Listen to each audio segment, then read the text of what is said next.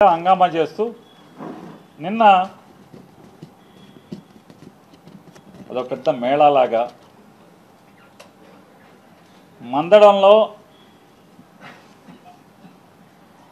ఈ 15,941 మంది టీచర్లని అంటే ఉద్యోగ నియామక పత్రాలు ఇస్తామని చెప్పని వారందరినీ అక్కడికి పోగేసి ఓ పెద్ద సినిమా షూటింగు అదొక ఈవెంట్ మేనేజ్మెంట్ లాగా నిన్న జరుపుకోవటం. ఇంతకన్నా దివాళా కోరుతనం నారా చంద్రబాబు నాయుడు గారికి, పవన్ కళ్యాణ్ గారికి, విద్యాశాఖ మంత్రి లోకేష్ గారికి ఇంతకన్నా దిగజారాడు ఇంకెవరిని ఉంటారా అని అడుగుతాను. 16 మాసాలుగా అంటే మొదటి సంతకం ఎన్నికల ముందేం చెప్పారు? 25,000తో మేము మెగా డిఎస్సి సంతకం పెడతాం, మన ప్రభుత్వం ఎక్కిన 100 రోజుల్లోపు నియామకం పూర్తి చేస్తాం అని చెప్పి ఎన్నికల ముందు ప్రచార ఆర్భాటం చేసి,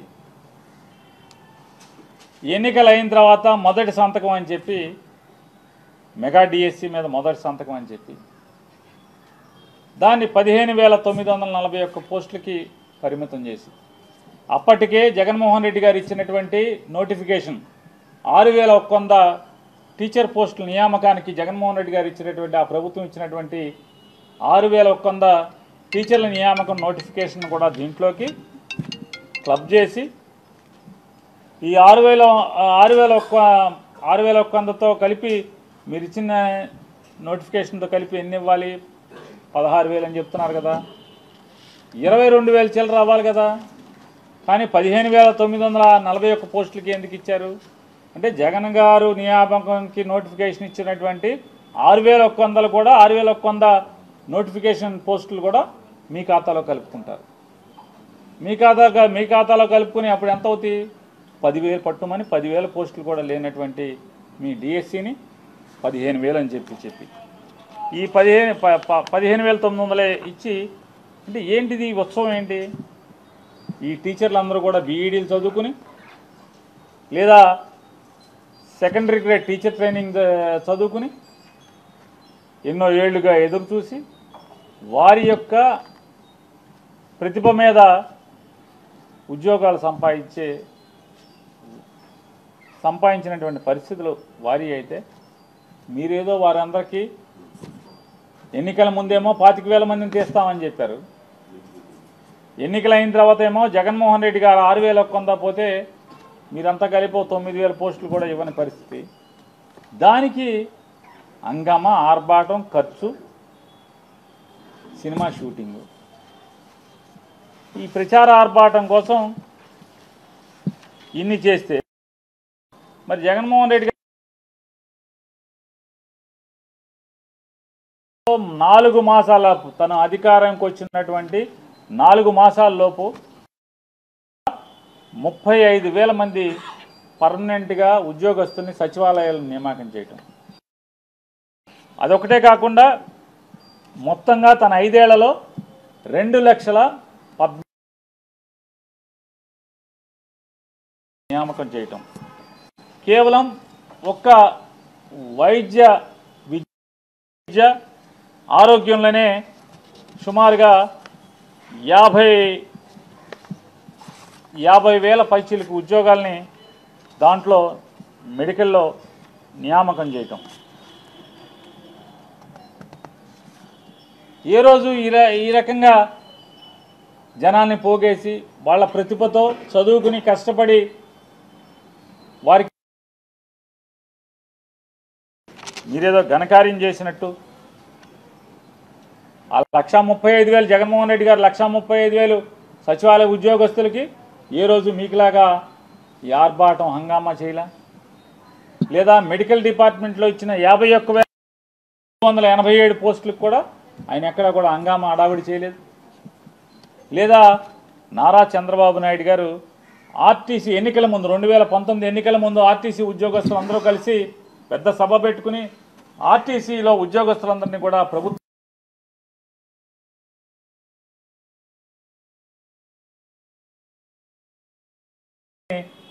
మీటింగ్లో మైక్లో చెప్పినటువంటి నారా చంద్రబాబు నాయుడు గారు ఆయన అనుభవం ఆయనదైతే, అటువంటి అనుభవం అయితే జగన్మోహన్ రెడ్డి గారు పాదయాత్రలో ఇచ్చిన హామీ మేరకు ఆర్టీసీ ఉద్యోగస్తులందరినీ కూడా ఆయన సంవత్సరం తిరక్కముందే ఎన్నికల హామీని అమలు చేయటం, ఆర్టీసీలో ఉన్నటువంటి 51,000 మందిని ప్రభుత్వ ఉద్యోగులుగా విలీనం చేసుకోవటం. మరి ఏ రోజు ఆయన ఆర్టీసీ వాళ్ళందరినీ కూడా కూర్చోబెట్టి మొత్తం 50,000 మందిని పెట్టాలంటే ఎంత పెద్ద గ్రౌండ్ కావాలి, ఎంత పెద్ద 50,000 మందిని కూర్చోబెట్టి నియామక పత్రాలు ఇవ్వాలంటే ఎంత పెద్ద సభ అవుతుంది, లేదా ఎన్ని రోజులు సమయం పడుతుంది వాళ్ళందరికీ కూడా నియామక పత్రం అందజేయాలంటే. అంటే దిగజారి, అంటే దివాళా కోరుతనం. ఇస్తా అన్నది 25,000, ఇచ్చిందేమో 9,000 కూడా కాదు. మీరు దీనికి నియామకం అప్లికేషన్ దశలోనే, అంటే కాగితం పెట్టుకునే దశలోనే 10th క్లాస్లో ఇన్ని మార్కులు కావాలి, ఇంటర్మీడియట్లో ఇన్ని మార్కులు కావాలి, డిగ్రీలో ఇన్ని మార్కులు కావాలి. వాళ్ళు చదువుకున్నది బీఈడీ సీట్ రావాలంటే ఖచ్చితంగా ఎంట్రన్స్ ఎగ్జామ్ రాస్తే మాత్రమే బీఈడీలో సీట్ వస్తుంది. హెడ్సెట్ సీట్ రాయాలి, హెడ్సెట్లో మంచి ర్యాంక్ వస్తేనే బీఈడీ సీట్ వస్తుంది. మరి బీఈడీ సీట్ వస్తే దానికి క్వాలిఫికేషన్తోనే అయ్యారు కదా. 10th క్లాస్లో ఇన్ని మార్కులు కావాలి, ఇంటర్మీడియట్లో ఇన్ని మార్కులు కావాలి. ఇట్లా మీరు ఎన్ని లక్షల మందిని మీరు కోతకోచారు, అనర్హులుగా ప్రకటించారు. అప్లికేషన్ పెట్టుకునే దశలోనే మీరు నోటిఫికేషన్ ఇచ్చిన దగ్గర నుంచి కూడా అన్నీ తప్పులు తడక, అన్నీ తూచులు. చివరికి సాధారణంగా నేను నా అర్హతను బట్టి 3 పోస్టులకో 4 పోస్టులకో నేను అప్లికేషన్ పెట్టుకుంటాను. 4టికి నేను 4టికి సెలెక్ట్ అయితే 4టికి నా మెరిట్ని బట్టి 4టికి మీరు అవకాశం ఇవ్వాలి. వచ్చిన తర్వాత నేను సెలెక్ట్ అయిన తర్వాత ఎందులో తీసుకుంటానో నాకు ఛాయిస్ అనేది వాళ్ళ హక్కు. కానీ మీరు ఎవరిని ఏం అడగకుండానే మొదటి ప్రాధాన్యత కింద ఏది పెడితే దాంట్లోనే మీరు ఆర్డర్ ఇచ్చేస్తారు. మెరిట్ లిస్ట్ ప్రకటించరు. కేవలం ఈ 15,000 చిల్లర మందికి మాత్రమే మీరు నియామక పత్రాలు డైరెక్ట్గా పంపించేస్తారు. 3 లక్షల చిల్లర మంది రాస్తే అందరికీ మెరిట్ లిస్ట్ ఇవ్వాలి కదా. ఎందుకు ఇవ్వరు మీరు? ఏం తంతు జరుగుతుంది దీంట్లో అని అడుగుతున్నాను. ఈ జగన్మోహన్ రెడ్డి గారు ఇచ్చినటువంటి దానికి హంగామా లేకపోగా నేను మిమ్మల్ని ఒకటి అడుగుతున్నాను. మీ తండ్రి గారు ముఖ్యమంత్రిగా ఉండగా, ఇవాళ ముఖ్యమంత్రి, ఆవాళ మీ తండ్రి గారు 1998లో ముఖ్యమంత్రిగా ఉండగా ఈ జగన్మోహన్ రెడ్డి గారు వచ్చే వరకు కూడా 1998 డిఎస్సిలో వాళ్ళకి పరిష్కారం ఉందా అని అడుగుతున్నాను. మీ యొక్క అడ్మినిస్ట్రేటివ్ మిస్టేక్స్ వల్ల, మీ పరిపాలన తప్పుల తడక వల్ల అన్ని కోర్టుల్లో పడి 1998 డిఎస్సి దాంట్లో పరీక్షలు రాసిన వాళ్ళు చివరికి వయసు అయిపోయినా కూడా వారికి దిక్కులేని పరిస్థితి. వారి పరిస్థితి ఏంటి? బీఈడీ చదువుకున్నారు, వేరే ఉద్యోగానికి వెళ్ళలేరు. దీంట్లో మీరు ఎవరు ఉద్యమాలు చేసి చివరికి జగన్మోహన్ రెడ్డి గారు ముఖ్యమంత్రి అయితే కానీ 98 డిఎస్సిలో మీరు చేసినటువంటి పాపాలకి పరిష్కారం ఎప్పుడు దొరికిందంటే సుమారుగా 1,000 మందికి, సుమారుగా 5,000 మందో 6,000 మందికో పరిష్కారం దొరికింది. మీ తప్పుల వల్ల జరిగినటువంటి వాళ్ళకి అన్యాయం సరిదిద్దటానికి జగన్మోహన్ రెడ్డి గారు వస్తే కానీ దాని పరిష్కారం జరగలేదు. ఇవాళ మరి మీరు పిలవాలి కదా. మీరు చెప్పినటువంటి 16,000 అన్నారు కదా, మరి 22,000 తీయకుండా జగన్ గారు ఇచ్చిన 6,100 కూడా కలుపుకొని మీ అకౌంట్లో వేసుకుంటున్నారు కదా. ఇది మెగా డిఎస్సి ఎందుకు అవుతుంది? పెద్ద దగా డిఎస్సి కాదా ఇది? చెప్పండి ఎడ్యుకేషన్ మినిస్టర్ గారు, విద్యాశాఖ మంత్రి గారు సమాధానం చెప్పాలి కదా.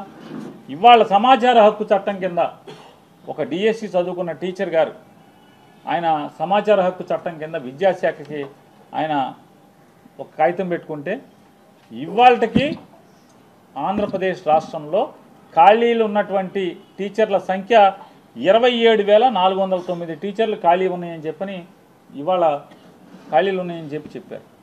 మరి 27,409 టీచర్లు ఖాళీ ఉంటే మరి మీరు ఎన్నిటికి నియామకం ఇచ్చారు? ఎన్నికల ముందు ఎన్ని జబ్బలు తలుచుకున్నారు? మరి ఎన్ని దగా మాటలు మాట్లాడారు? దగా మాటలు మాట్లాడి మెగా చివరికి ఏం చేశారు?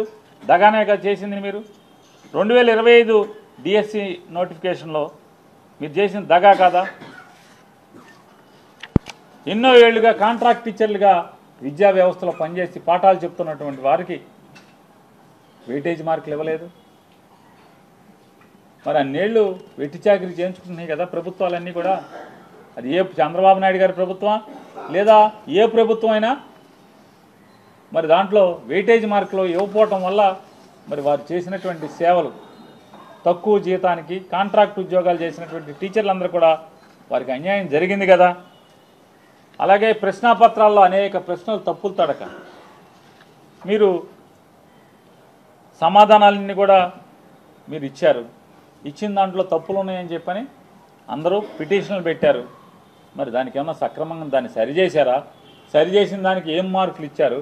లేదా మీ తప్పుల్ని సరిదిద్దుకుంటూ విద్యార్థులకి ఎవరైతే మీ తప్పులకి పరిహారంగా వాళ్ళకి మార్కులు ఇచ్చారా, ఇవ్వలేదా? ఇక మామూలుగా అది అర్థం కాని ప్రశ్నలు. భగవంతుడికి కూడా తెలియదు ఏం జరిగింది. ఈ తప్పులు ప్రశ్నాపత్రాల్లో వచ్చినటువంటి తప్పులకి ఏం జరిగిందో అనేది సరిదిద్దారా సరిదిద్దలేదా అనేది కూడా భగవంతుడికి కూడా తెలియని పరిస్థితి. ఇవాళ ఎన్నికల ముందు ఏం చెప్పారు? ప్రతి నెల మేము ఎక్కిన 100 రోజుల నుంచి ప్రతి నెల లోకేష్ నాయుడు గారు చెప్పారు పాదయాత్రలో, నారా చంద్రబాబు నాయుడు గారు చెప్పారు, వాళ్ళ మాటనే మళ్ళీ ఎత్తుకుని పవన్ కళ్యాణ్ గారు చెప్పారు. జాబ్ క్యాలెండర్ ఇస్తా ఉన్నారు. ఎన్ని జాబ్ క్యాలెండర్లు ఇచ్చారు ఇప్పుడు దాకా? ఎన్ని జాబ్ క్యాలెండర్లు ఇచ్చారు? జాబ్ క్యాలెండర్లు ఇవ్వలేదు కదా. ఇవ్వకపోగా జాబ్ క్యాలెండర్లు ఇవ్వకుండా ఏం చేస్తున్నారు? మీరేం చెప్పారు? 2014లో ఏం చెప్పారు? ఇంటికి ఒక ఉద్యోగం ఇస్తా ఉన్నారు. ఉద్యోగం ఇవ్వకపోతే నిరుద్యోగ భృతి ఇస్తా ఉన్నారు. ఇచ్చారా? మోసమే కదా మీరు చేసింది. ఎన్ని ఉద్యోగాలు ఇచ్చారు? 25,000 ఉద్యోగాలు కూడా సరిగ్గా ఇవ్వలేని పరిస్థితి. 25,000 30,000 కూడా ఇవ్వలేనటువంటి మీ పరిస్థితిలో ఇంటికి ఒక ఉద్యోగం ఉన్నారు అంటే ఆంధ్రప్రదేశ్ రాష్ట్రంలో 25,000-30,000 ఉన్నాయా ఇళ్ళు? కొన్ని నిరుద్యోగ భృతి ఇచ్చారా? నిరుద్యోగ భృతి ఇవ్వాల. పోనీ ఈసారి ఏం చెప్పారు? ఈ ఎలక్షన్లో ఏం చెప్పారు? ఎన్ని లక్షల ఉద్యోగాలు ఇస్తామని చెప్పారు? ఎవరికైనా ఇచ్చారా? ఇవ్వకపోతే ఏం చేస్తామని చెప్పారు?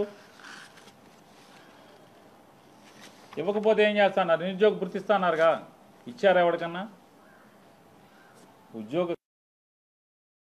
నిరుద్యోగ భృతి లేదు. ఎక్కిన చంద్రబాబు నాయుడు గారు ఎక్కిన ప్రతిసారి దగా మోసం. 1999 2014లో అదే దగా, 2020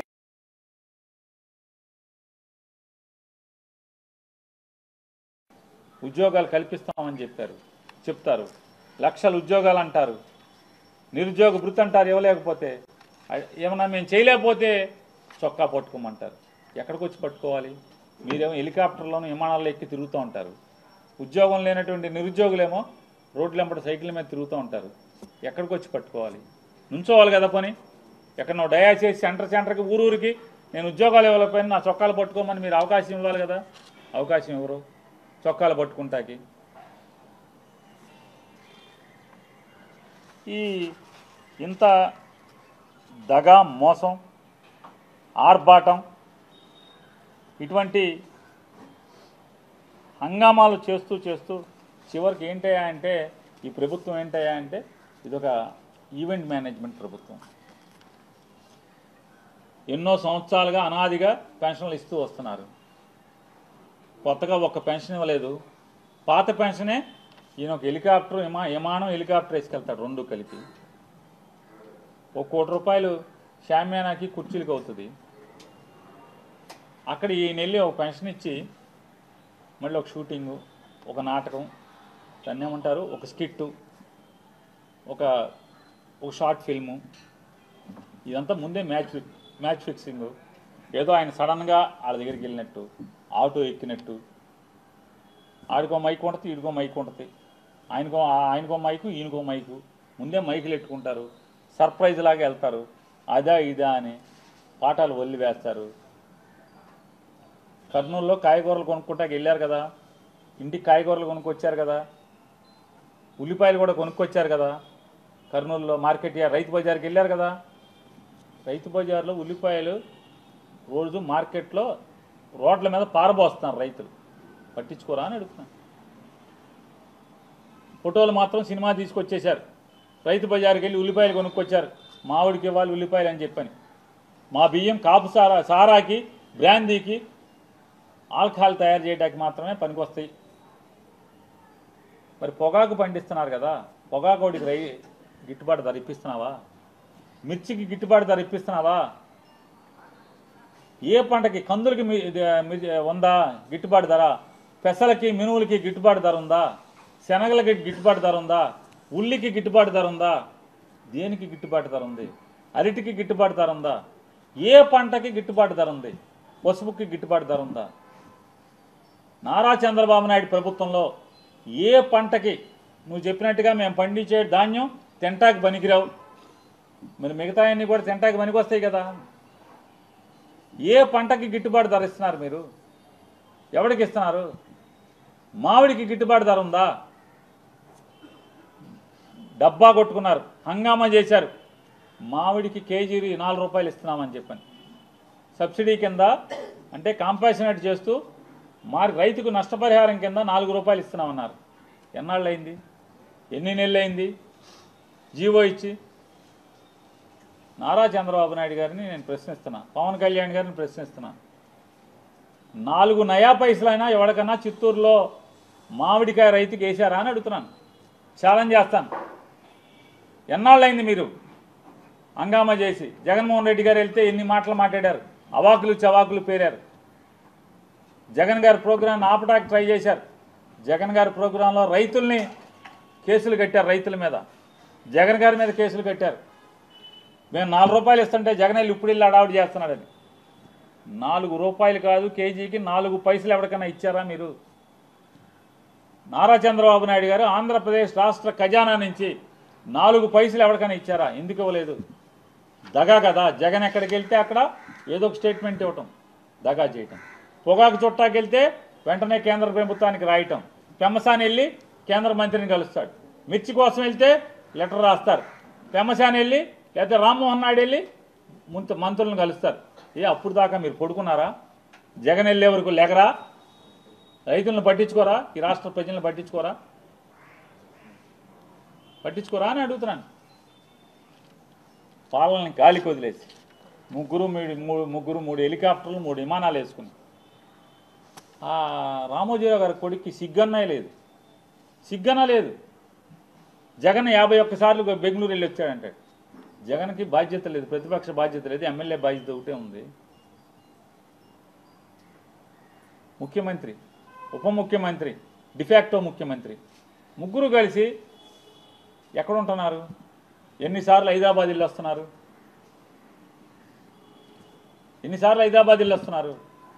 శుక్రవారం కొడుకు వెళ్ళిపోతాడు, మళ్ళీ సోమవారం నాడు వస్తాడు.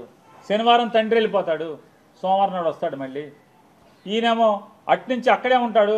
వారానికి ఒకసారో 2 సార్లు లేకపోతే 10 రోజులకు ఒకసారో ఆయన షూటింగ్కి వచ్చినట్టుగా ఇక్కడికి వచ్చి వెళ్తాడు. ప్రత్యేక విమానంలో వస్తాడు. జనం సొమ్ము కదా. జనం సొమ్ముతో మీరు విమానాల్లో గాల్లో చక్కర్లు కొడతారు. పోనీ ఎక్కడన్నా ఏదన్నా జరిగితే, జరగకపోవడం జరిగితే, ప్రజలకు కష్టాలు వస్తే, రైతులకు కష్టాలు వస్తే వీళ్ళు చూసినోడు ఎవడన్నా ఉన్నాడా? జనం సొమ్ముతోనే కదా తిరుగుతున్నది. హెలికాప్టర్లు విమానాలు వేసుకుని వెళ్ళరా? ఎక్కడికి వెళ్ళరు, చూడరు. సిగ్గు లేకుండా జగన్మోహన్ రెడ్డి గారి మీద పడేడుస్తారు మీరు. నేను అడిగేది మిమ్మల్నే. రామోజీరావు గారు అబ్బాయి గారు భారతి గారి మీద పడేడుస్తారు. తప్పుడు రాతలు రాస్తారు, విషపు రాతలు రాస్తారు.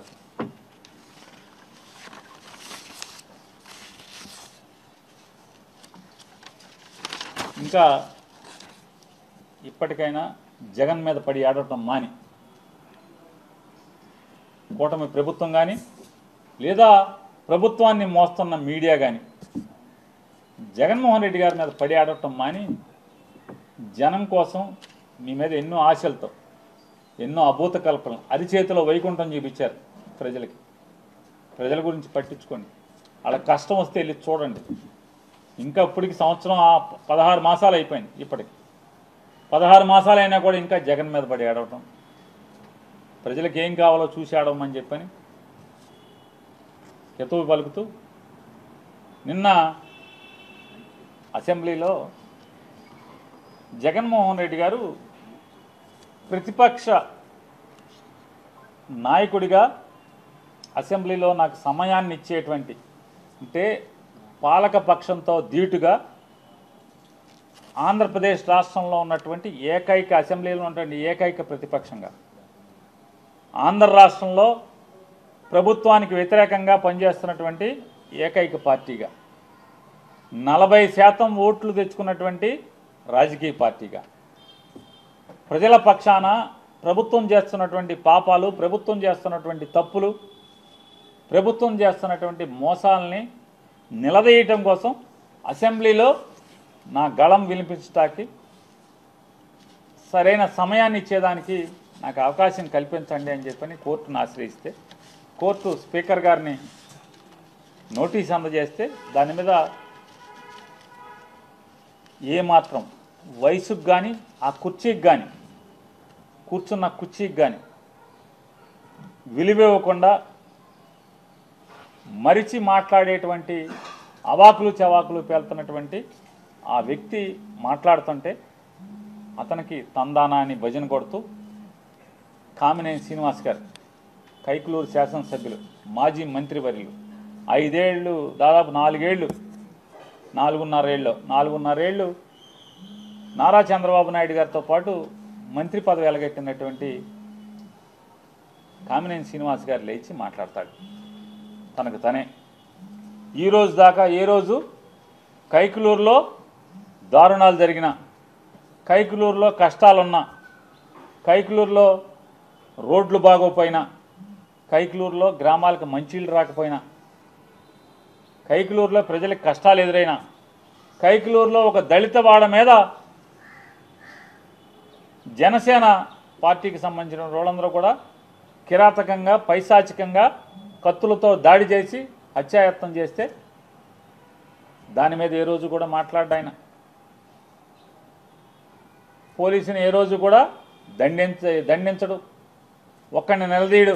ఏంట్రా నా నియోజకవర్గంలో ఈ పాపాలు ఏంట్రా అని చెప్పని ఆయనే ఫోన్ చేసి సరెండర్ చేస్తాడు, ఎస్పీకి ఫోన్ చేసి వాళ్ళ జోలికి వెళ్ళొద్దని చెప్తాడు. ఆ పెద్ద మనిషి గారు నియోజకవర్గంలో పరిస్థితుల గురించి మాట్లాడకుండా ఆయన అసెంబ్లీలో మాట్లాడతాడు. సినిమాల గురించి, సినిమా రేట్ల గురించి, సినిమా వాళ్ళు వచ్చారని చెప్పాను. అదేమన్నా అసెంబ్లీలో జరుగుతున్నటువంటి అంశమా? అదేం చర్చ జరుగుతుండగా ఈయనేమన్నా లేచి మాట్లాడా? అది కూడా కాదు. లేచి తగుదనమ్మా అని మాట్లాడతాడు. ఏం మాట్లాడతాడు? చిరంజీవి గారినంట సినిమా వాళ్ళందరినీ కూడా నడిపించి వచ్చాడంట. నడిపించి వచ్చి నేను రాను మాట్లాడతాకి వచ్చిన తర్వాత వాళ్ళందరూ వచ్చాక మన సినిమాటోగ్రఫీ మంత్రితో మాట్లాడుకుని పొమ్మనండి వాళ్ళని, నేను రానని చెప్తే చిరంజీవి గారు పెద్ద పెద్ద అరుపులు అరిచాయంట, రంకులు వేసాడంట. తమాషాగా ఉందా అది ఇదని వెంటనే భయపడి జగన్ గారు వచ్చి వాళ్ళతో చర్చలు జరిపాయంట. అరే వయసుకి, హోదాకి ఎమ్మెల్సీ చేసాం, మంత్రి చేసాం, మళ్ళీ ఇప్పుడు ఎమ్మెల్యేగా ఎలగబెడుతున్నాం. 80 ఏళ్ళ వయసు. విచక్షణ, ఇంగిత జ్ఞానం ఏంటయా అంటే గోతిగాని నక్కలాగా మంత్రి కావాలి. ఆ సత్యకుమార్ గారిని రేపో మాపో పీకేస్తే మంత్రి ఇస్తాడేమో, లేదంటే 21 ఖాళీ ఉంది కదా దాంట్లో మంత్రి పదవి కోసం ఈ వయసులో కూడా ఊరు పొమ్మంటుంది, కాడి రమ్మంటుంది. 80 ఏళ్ల వయసులో పచ్చి పాపం మాటలు మాట్లాడటం అవసరమా ఆయనకి? అసత్యాలు. నిజంగా చిరంజీవి గారు గడ్డి పెట్టాడు కాబట్టి సరిపోయింది. వాళ్ళ తమ్ముడు గారు మాట్లాడినప్పుడు మళ్ళీ తమ్ముడు బాధపడతాడేమని సైలెంట్గా ఉండకుండా అదృష్టవశాత్తు బాలకృష్ణ లేచాడు. బాలకృష్ణ లేచి అంటే బాలకృష్ణకి బాధ ఏంటంటే ఇప్పటికే చచ్చిపోతున్నాడు బాలకృష్ణ. పవన్ కళ్యాణ్ ఉప ముఖ్యమంత్రిగా హెలికాప్టర్లో విమానాల్లో తిరుగుతాం, వాళ్ళ బావ వంగి నమస్కారాలు పెడతాం, ముఖ్యమంత్రితో సమానంగా జామర్లు ఉన్న కారు, ముందొక 3 పోలీస్ కార్లు, వెనక ఒక 10 పోలీస్ కార్లు.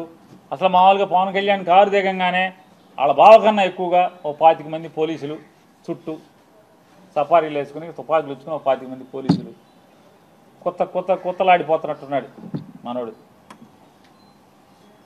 మామూలుగా ఉడుకుతున్న అన్నానికి అడుగుని చెగలేపితే మామూలు పొంగు వచ్చినట్టుగా లోపల మ్యాన్షన్ హౌస్ ఫుల్లుగా.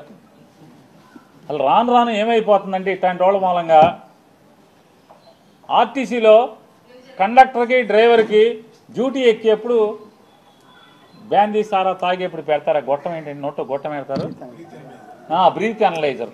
ఆ బ్రీత్ అనలైజర్లో అసెంబ్లీ గేట్ కాడ కూడా తలుపు కాడ కూడా పెట్టాల్సిన పరిస్థితి వచ్చేసింది. రాబోయారు ఇక మామూలుగా ఇట్లాంటి వాళ్ళు ఉంటే ఇక అంతే కదా, ఏమవుద్ది. అసెంబ్లీ తలుపు కాడ లోపల తలుపు తీస్తారు మామూలుగా, హాల్లోకి లోపలికి వెళ్ళి అక్కడ బ్రీత్ అనలైజర్ పెట్టి ఎమ్మెల్యేలను కూడా లోపలికి పంపించాల్సిన పరిస్థితి వచ్చేసింది కదా. తప్ప తాగి కళ్ళు నెత్తికెక్కి మాట్లాడతాడు, సైకో అంటాడు. ఎవడు సైకో? బాలకృష్ణ అనేవాడు సైకో. ఎందుకు సైకో? పవన్ కళ్యాణ్ హోదాని ఆ వెలుగుని చూసి ఏడవలేక సైకో. నువ్వు సైకో. ఎవడికి సైకో? మాకేం సైకో? ఏం చేశాడు సైకో? సిగ్గు లేకుండా నేను కలవలేదని చెప్తావా? రోజు పురాణాలు నోట్లో ఒల్లివేయటం కాదు, బట్టి పట్టం కాదు, వేద మంత్రాలు బట్టి పట్టం కాదు, దేవుడి పద్యాలు బట్టి పట్టం కాదు. నాలుక మీద పురాణాలు, ఉపనిషత్తులు, వేదాల్లో ఉన్న వాక్యాలు అవి బట్టి పట్టినంత మాత్రాన ఇట్టాగుంటుంది. బట్టి పడితే జీవితం, బట్టి పట్టిన బతుకులు ఇట్టాగా ఉంటాయి. పేరుకేమో బయట మామూలుగా మైకూర్చుకుంటేనేమో వేదాలు, ఉపనిషత్తులు అవి మాట్లాడటం ఆ ఊ అని చెప్పని. మనిషిని మందేస్తే ఇది మన తంతు.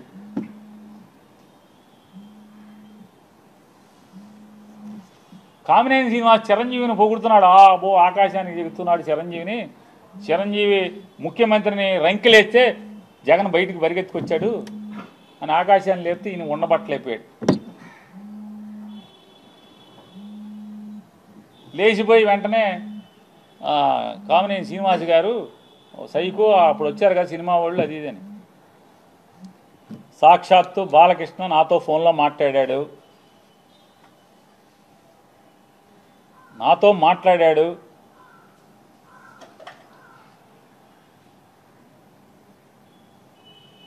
మాట్లాడాడే చెప్తున్నా.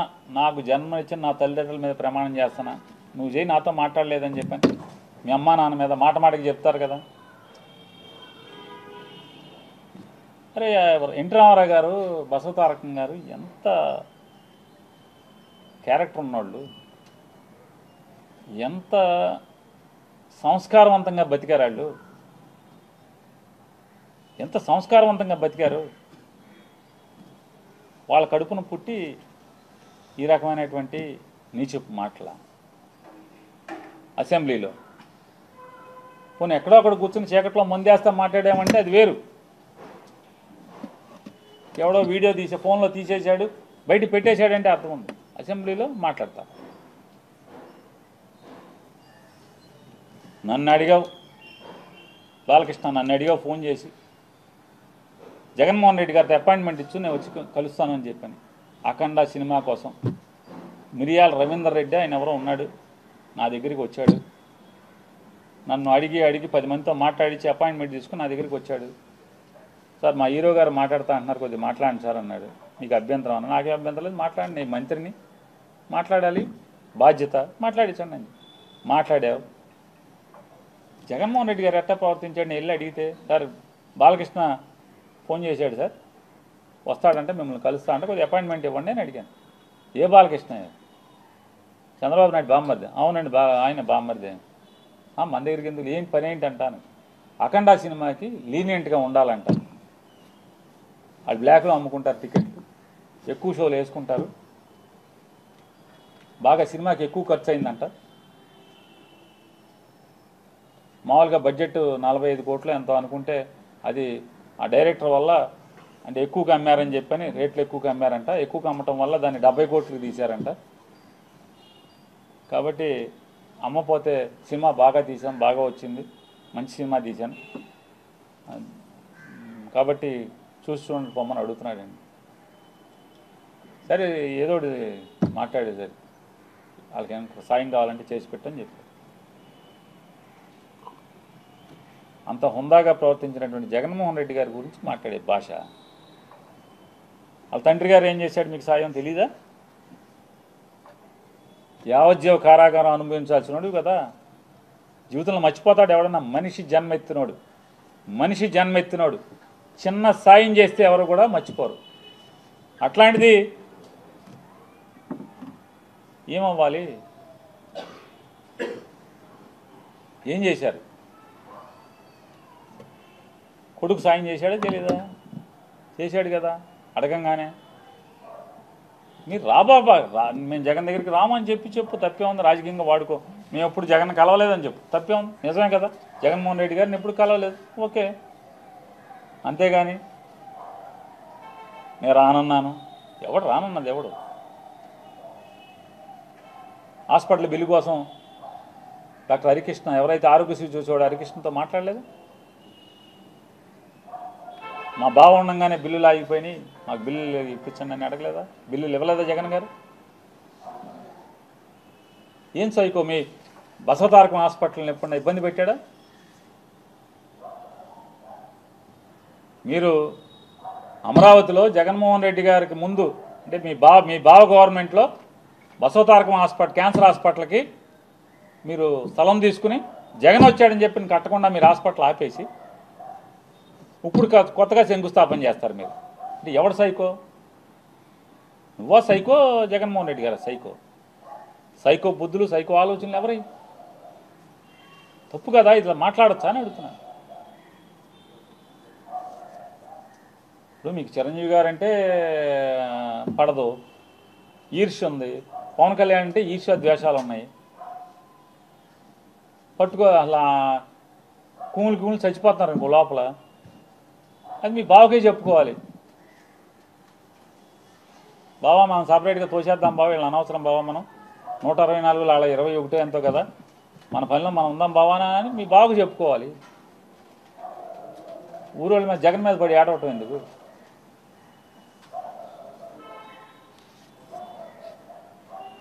నిజంగానే ఈ కామినేని శ్రీనివాసు ఇట్లాంటి అవాకులు చవాకులు, తప్పుడు మాటలు, నిజంగా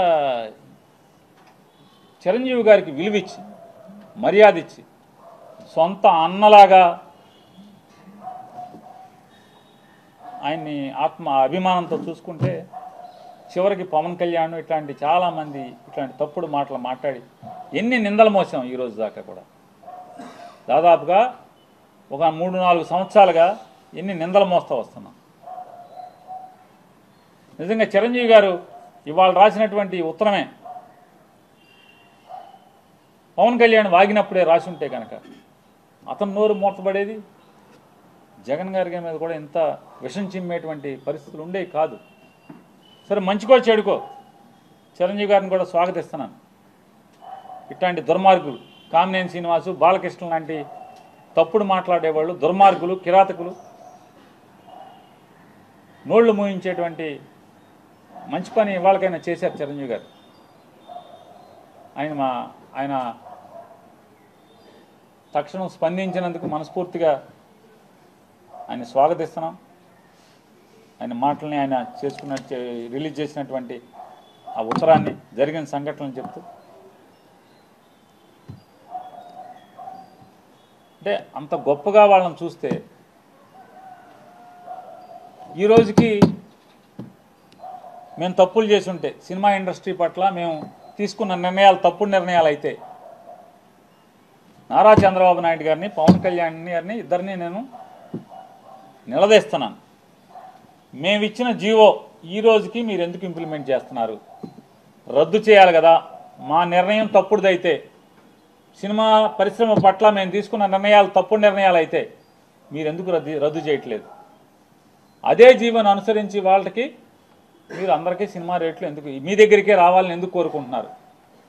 ఆ రోజు జగన్మోహన్ రెడ్డి గారు సినిమా వాళ్ళని కాళ్ళకాడికి పిలిపించుకోవడం అని మీరు దుర్భాషలాడింది. మరి ఇవాళ మీరేం చేస్తున్నారంటున్నారు? ఎవరి కాళ్ళు బ్లాక్లో అమ్ముకోవచ్చు కదా, మీరెందుకు నియంత్రిస్తున్నారు? మీ కాళ్ళకాడికి ఎందుకు రావాలని కోరుకుంటున్నారు?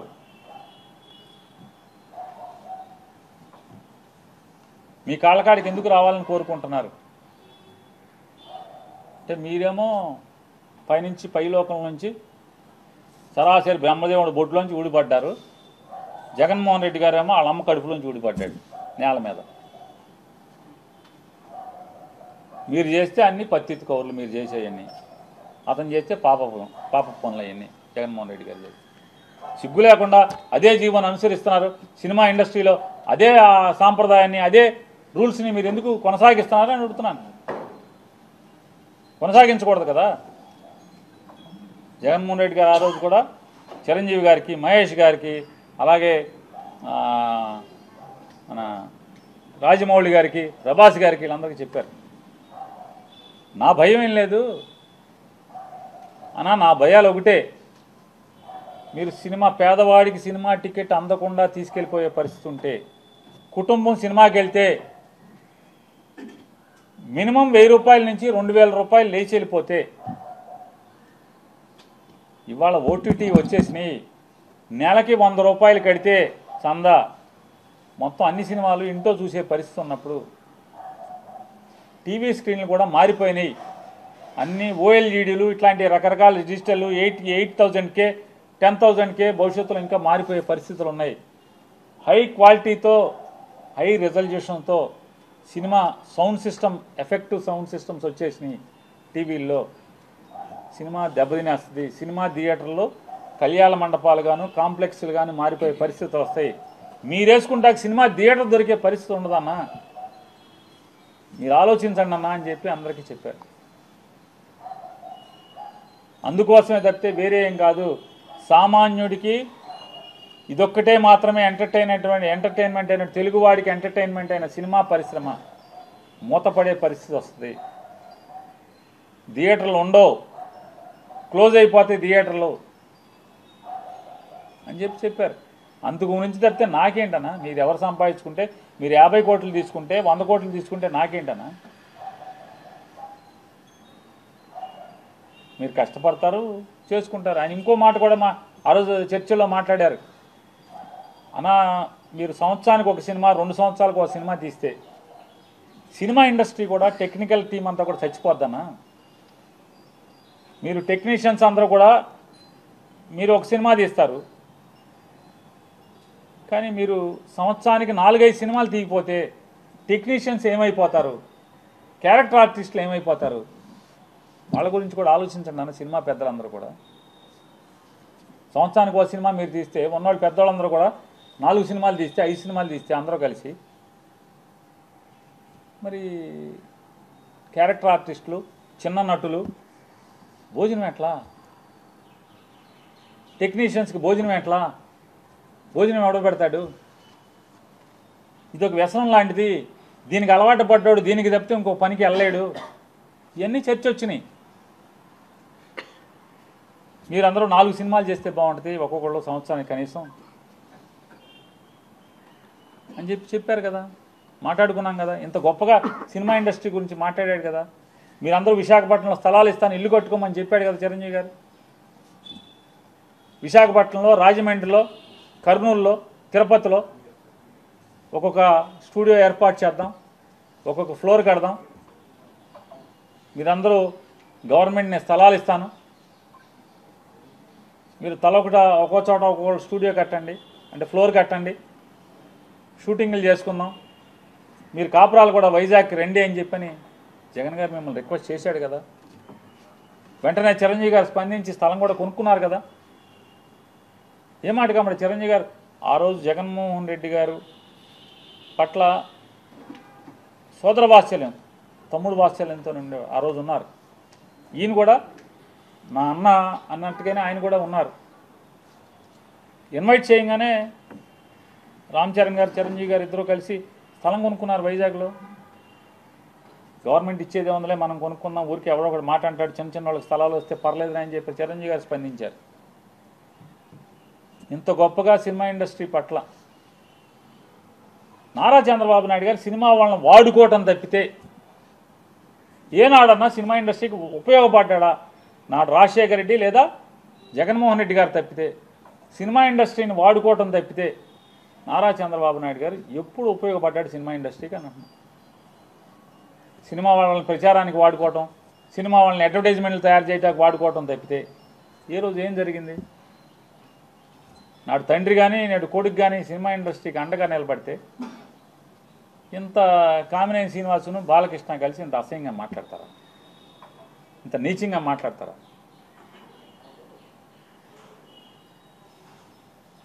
మరొకసారి చిరంజీవి గారికి థ్యాంక్స్ చెప్తూ, ఇట్లాంటి పాపాత్మల నోళ్ళు మూయించడానికి, నోట్లో గడ్డి పెట్టడానికి మీరు ఇండియాలో లేకపోయినా విదేశాల నుంచి స్పందించి మీరు పెద్ద మనసుతో మీరు ఉత్తరం రాసినందుకు, ఈ ప్రపంచానికి జరిగిన నిజాల్ని తెలియచెప్పినందుకు మరొకసారి ఆయనకి జగన్ గారి తరఫున, వైఎస్ఆర్ కాంగ్రెస్ పార్టీ తరఫున థ్యాంక్స్ చెప్తున్నాను.